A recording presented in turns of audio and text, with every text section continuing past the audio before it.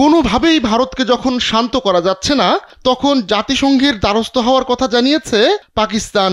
দেশটি বলছে উপযুক্ত সময় হলে তারা জাতিসংঘ নিরাপত্তা পরিষদের বৈঠকের আহ্বান জানাবে।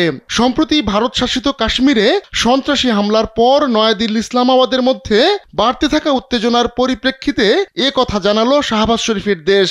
জাতিসংঘে পাকিস্তানের স্থায়ী প্রতিনিধি আসিম ইফতিখার বলেন, কাশ্মীর পরিস্থিতি এখন আঞ্চলিক শান্তির জন্য হুমকি হয়ে উঠেছে, তাই জাতিসংঘের হস্তক্ষেপ প্রয়োজন হতে পারে।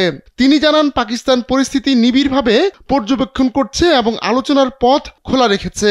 তিনি আরো বলেন, পাকিস্তান সংঘর্ষ চায় না, তবে ভারতের যে কোনো আগ্রাসনের জবাব দিতে প্রস্তুত রয়েছে তার দেশ।